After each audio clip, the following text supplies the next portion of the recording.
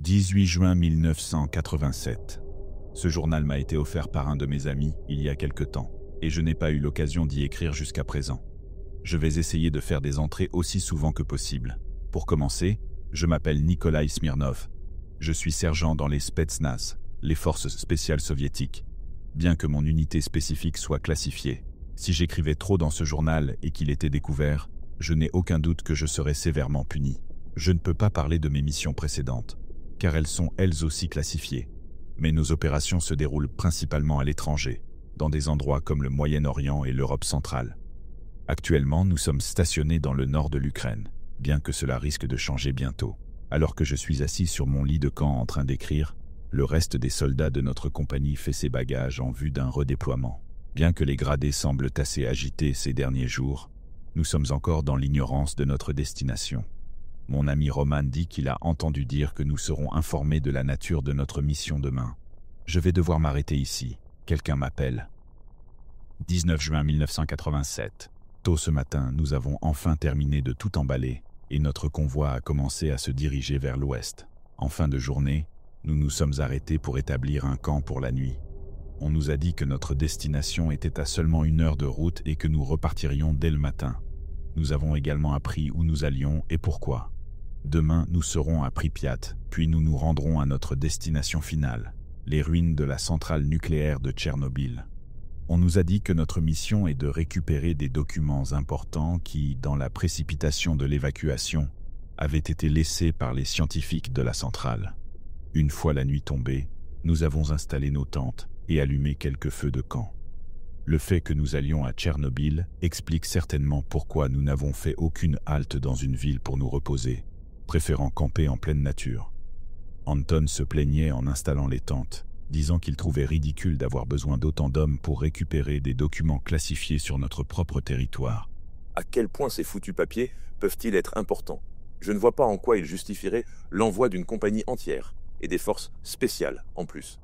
Cela ne m'avait pas traversé l'esprit, mais en y réfléchissant, c'est effectivement étrange. Il ne semble pas qu'un si grand nombre d'hommes, équipés pour le combat, soit nécessaire simplement pour récupérer des documents. Quoi qu'il en soit, ce n'est probablement pas toute la vérité, mais il est peu probable que nous en apprenions davantage. Après tout, en Union soviétique, poser les mauvaises questions peut vous attirer de sérieux ennuis. Léonide, notre chef d'escouade, a entendu les plaintes d'Anton et a répondu « Ton travail est d'exécuter les ordres, pas de les remettre en question. Maintenant, finissons de monter ces tentes. » Je suppose que même si cela semble étrange, Tchernobyl l'est tout autant. Après la catastrophe nucléaire, la centrale et une vaste zone de plusieurs centaines de kilomètres ont été évacués. Des points de contrôle ont été mis en place autour du périmètre irradié pour empêcher quiconque d'y retourner. Une fois les tentes installées, le reste de mon escouade et moi nous sommes assis autour du feu pour discuter un moment avant d'aller nous coucher. Je suppose que c'est le bon moment pour présenter les membres de mon escouade.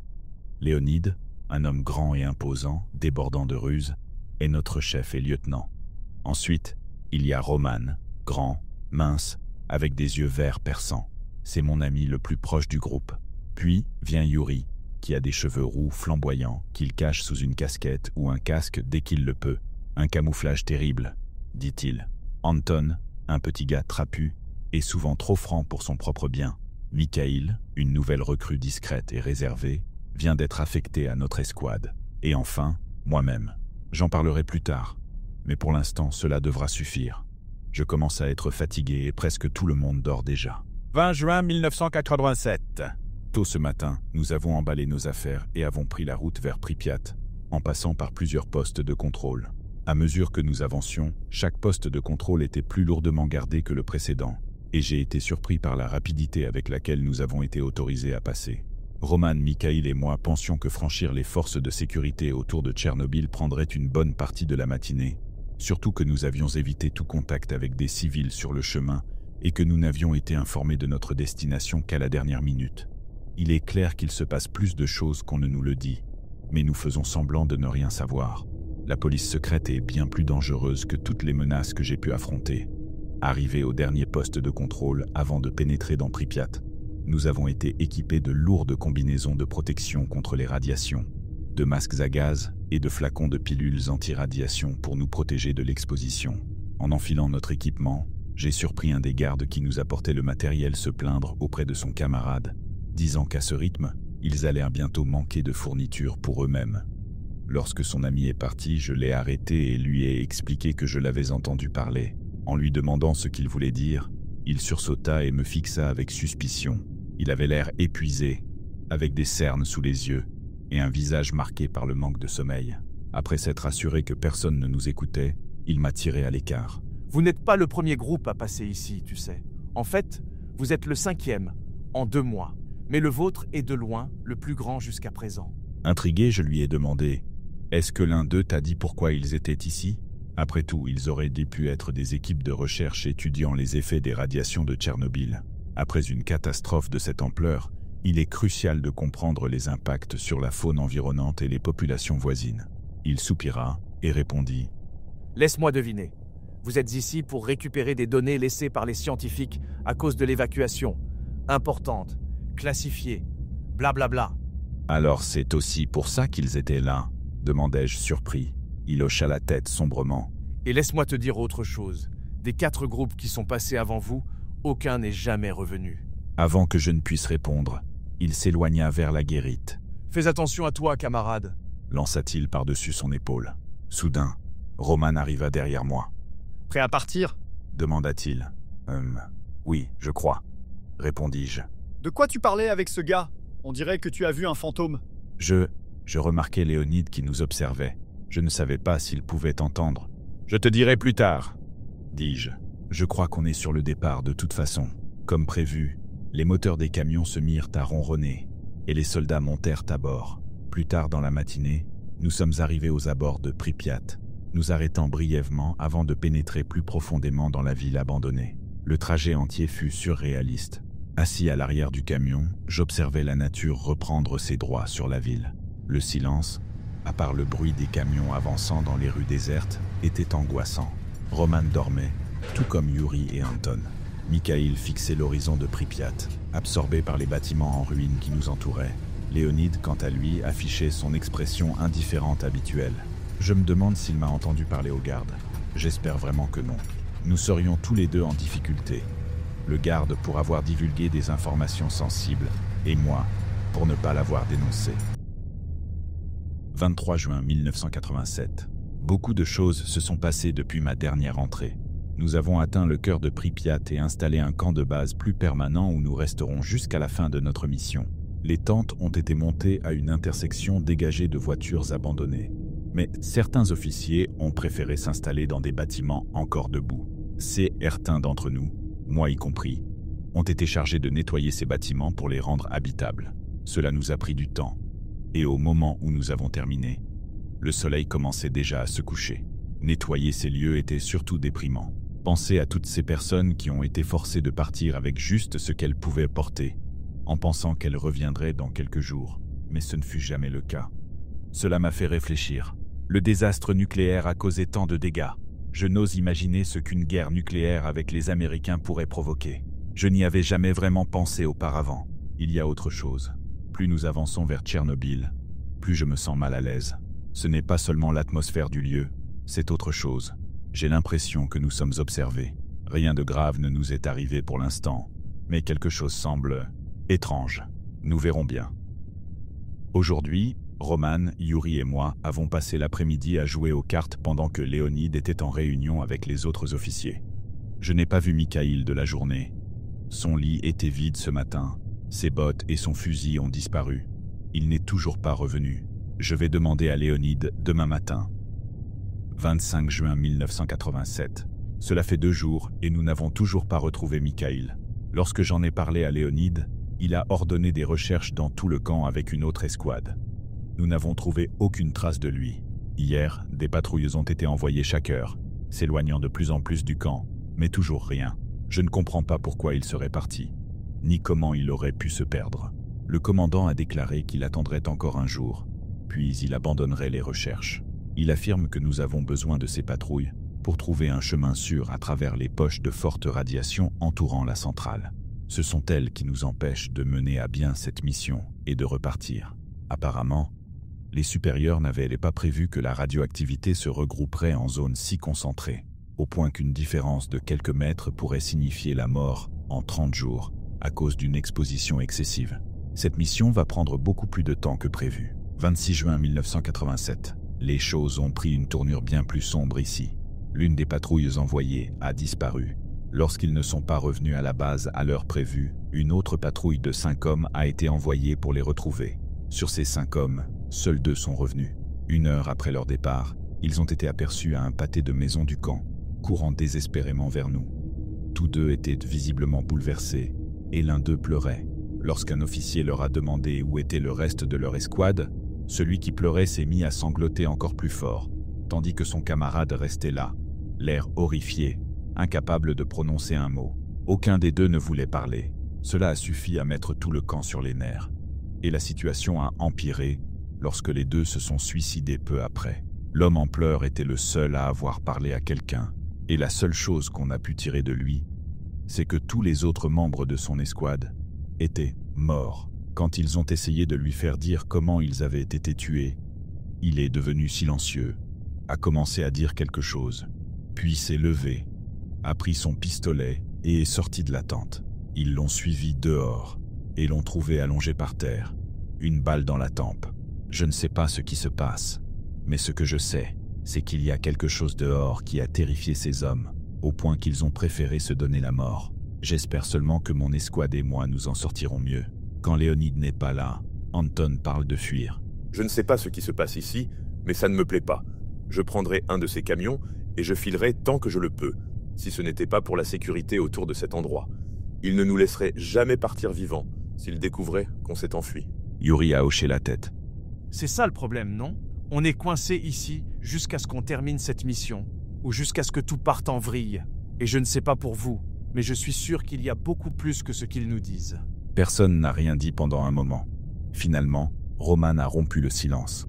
Bon, je vais essayer de dormir. J'ai le sentiment qu'on ne va pas beaucoup se reposer dans les jours à venir. Tout le monde a marmonné en signe d'accord et est retourné à son lit de camp. Roman a raison. Je crois que c'est la dernière bonne nuit de sommeil qu'on aura ici avant longtemps.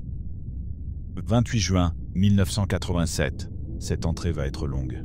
Mes mains tremblent encore en écrivant ces lignes. Je pense que c'est le matin, mais je n'en suis pas certain. L'étage où nous nous trouvons a ses fenêtres barricadées et nous avons déjà bloqué les portes. Tout le monde est à bout de nerfs et nos rations vont probablement bientôt s'épuiser. Laissez-moi recommencer depuis le début. Tout a basculé hier, aux alentours de midi. Ce matin-là, nous avons finalement pris la route vers la centrale vers 6 heures, avec environ la moitié de nos hommes restant au camp. Le ciel était couvert, avec de sombres nuages orageux s'accumulant à l'horizon. Le reste d'entre nous a rassemblé son équipement et est monté dans un convoi de camions et de véhicules blindés de transport de troupes, APC, qui nous attendaient à l'extérieur du camp. La première partie du trajet s'est déroulée sans incident notable. Mon escouade et moi étions cette fois dans l'un des véhicules blindés, un modèle récent, un BTR 80. Il était complètement fermé, nous n'avions donc aucune vue sur l'extérieur, tandis que l'imposant véhicule à 8 roues roulait à travers les rues abandonnées. Il y avait beaucoup d'échanges radio, principalement des bavardages entre les véhicules, mais à l'intérieur d'une autre, mis à part le conducteur qui parlait dans son casque, il n'y avait qu'un silence gênant.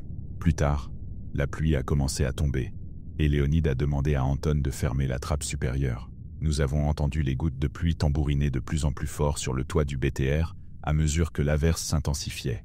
Après environ une demi-heure, du moins c'est ce que je pense, je me suis agité sur mon siège et me suis tourné vers Roman dans l'espoir de briser le silence. Mais avant que je puisse ouvrir la bouche, Léonide s'est soudainement tendu. J'ai cru qu'il allait parler, mais en le regardant, j'ai compris qu'il écoutait attentivement sa radio. Le son était faible au début, et je devais tendre l'oreille pour comprendre ce que disait son interlocuteur. Mais les cris en arrière-plan noyaient presque totalement ses paroles. Je me demandais ce qui causait tout ce tumulte, et j'allais poser la question quand un soudain éclat de coups de feu a recouvert tous les autres sons.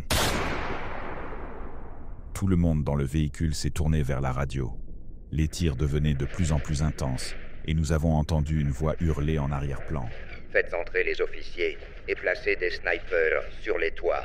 Ils ne doivent pas franchir le périmètre. Nous nous sommes regardés, les yeux écarquillés, mon esprit s'emballait. Qui attaquait le camp? Ma première pensée a été l'OTAN ou les Américains, mais cela semblait improbable. Ensuite, j'ai pensé à des animaux sauvages. Peut-être une meute de chiens errants assez importante pour causer un tel chaos. Mes réflexions ont été interrompues par les discussions inquiètes de mon escouade. « Silence !» rugit Léonide. Nous nous sommes retournés, surpris. Léonide n'était pas quelqu'un de sympathique, mais il restait d'ordinaire distant et impassible, usant de son autorité naturelle pour se faire obéir. Cette fois-ci, il semblait inquiet et en colère, et nous pouvions le percevoir dans sa voix. Quoi qu'il se passe, c'était grave. À un moment donné, le BTR a dû s'arrêter. « C'est quoi le problème ?» grogna le conducteur en regardant les véhicules arrêtés devant nous. « Peut-être un vieux bus qui bloque la route ou quelque chose comme ça ?» suggéra Yuri distraitement. Le conducteur fronça les sourcils. « Cet itinéraire est censé être dégagé. » marmonna-t-il en secouant la tête. « Je ne... » Soudain, un fort coup de tonnerre a éclaté, suivi d'un long grondement et de vibrations que nous avons ressenties à travers le sol du véhicule. Cela a duré environ 5 secondes avant de s'arrêter brusquement, ne laissant derrière que le bruit de la pluie. Le conducteur a écouté son casque pendant quelques minutes avant de se tourner vers nous. Un bâtiment plus loin a été frappé par la foudre. Apparemment, ça a déclenché des bonbonnes de propane à l'intérieur. Et une partie s'est effondrée. La route est bloquée, donc on attend que l'orage se calme pour dégager le passage. Anton a grogné. « Tu veux dire qu'on est coincé ici ?» Le conducteur a hoché la tête. C'est le seul chemin que nous avons trouvé sans zone radioactive. On va devoir patienter. Je me suis tourné vers Léonide, m'attendant à ce qu'il dise quelque chose à Anton. Mais il était toujours concentré sur la radio. Je l'avais presque oublié, et maintenant que je me penchais pour écouter, je n'entendais plus que des parasites. Juste au moment où je m'approchais un peu plus, les parasites ont cessé, et des coups de feu ont de nouveau résonné à travers le véhicule. Tout le monde s'est tourné vers Léonide. Il était tellement absorbé par la radio qu'il ne nous prêtait aucune attention. En l'observant de plus près, je l'ai trouvé pâle, le front plissé et murmurant quelque chose pour lui-même. Impossible de comprendre ce qu'il disait.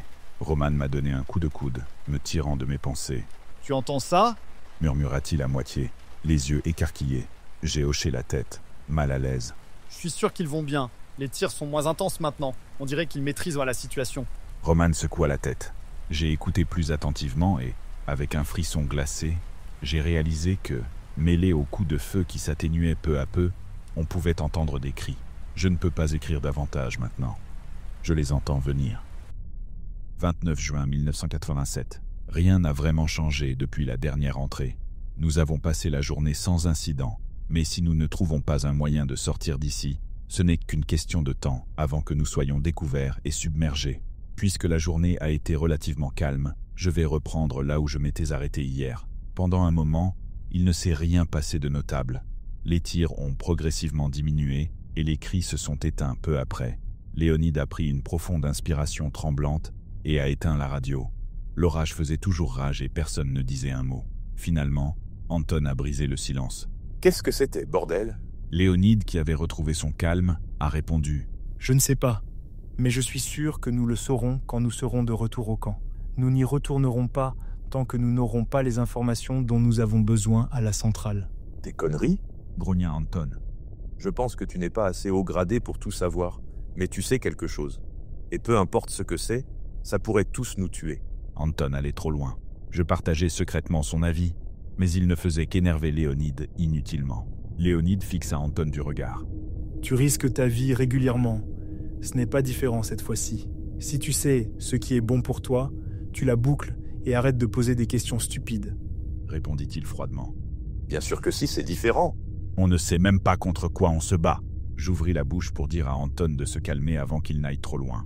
Mais avant que je puisse parler, Léonide se retourna brusquement vers moi. « Ne dis pas un mot, » siffla-t-il. « Je suis au courant de ta petite conversation au poste de contrôle.